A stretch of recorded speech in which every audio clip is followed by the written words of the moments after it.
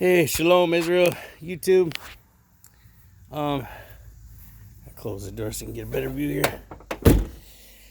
This is a 2004 Chevy Tahoe, my calico door. Yeah, you remember that video. Well, here's what I did.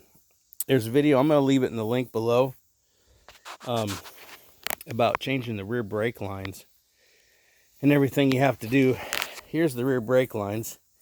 They're out. That's what the fittings look like underneath the driver's seat. Of course, this is the rear part. What happened is this end got a hole in it. It broke off as I was pulling it off. I did it on purpose to help me get them out because it's quite difficult.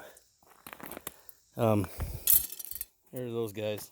And I marked that one to show me which one is the rear and which one isn't, because they get kind of mixed up. Here's the new ones. They're about $95. I had to order them online. They come to where you have to bend them. They're bent.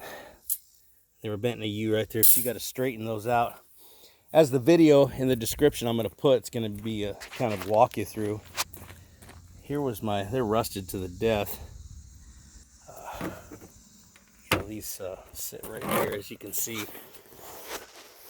See how those sit right there? The body rests on those, which are on the frame. As you can see, I got wood right here posted up in the back, two 2x4s, because I had to separate on this side. I had to separate, as you can see here, the frame from the body. That part's really easy, as you can see. You know, there's the other one right there.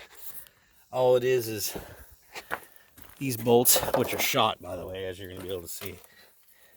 See, these guys go up underneath. You got your little, here, hold on a second. Actually, they go like this. Sorry about the camera work here. They go like that, up underneath here, in these places right here.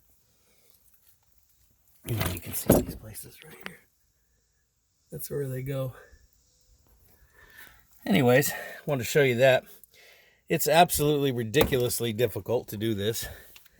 I had to, amongst many things, you got to unclip this harness all the way down. And way down into there, all the way along the frame. They thought it was really clever to put way too many clips in there, which is so awesome. Being facetious here. And you see right there, those things right there. I'm not touching them, but I'm pointing at them. That's where the brake lines connect to the back to go to their individual rubber lines, as you can see right there. Those two that go in a little rainbow looking thing. And then they come down to this, which hooks up right here to this line, which goes down into your caliper, which squeezes. And then, of course, this is your bleeder line right here. This little thing right here. This cap comes off. That's a little bleeder line right there. So, anyways, I had to disconnect, as you can see right here, those two pipes. One is a breather, if I'm not mistaken, and the other one is obviously for the fuel tank. And I disconnected that pipe, pushed it back there, holding it back there with a screwdriver, so I can get to that.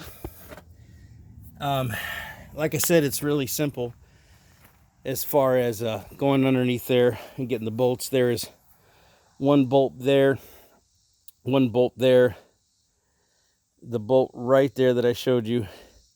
There's a bolt right there. There's a bolt right there, and there's a bolt up front. All of them are these kind of bolts that I was just showing you right there, except for the very front one. It's actually a nut at the bottom, and you have to hold the top still while you undo the nut. Excuse my hard breathing here, and my belching and all my fun, my toxic masculinity here. Okay, and I also had to take off. Here, I'll show you real quick. There's my beloved relaxing. She's a great helper, by the way. Especially when you're underneath the car, and she knows how to get tools too. I'm really blessed. That shroud right there goes underneath the vehicle. I mean, it goes underneath in the tire well, I should say, right here. Right there. Normally you can't see all these things right here because it covers this whole area. You got to take that off to, you know, expose your rusted frame. Right. Of course, you got to take off your tire to be able to get in there. You got to take off all these clips. If you can see the part right here, those two little round parts, that's where the brake line goes in there and snaps in there. And they're all along this frame, which you can see is very difficult to get to. I'd show you the rest underneath, but I'm going to forward you a video and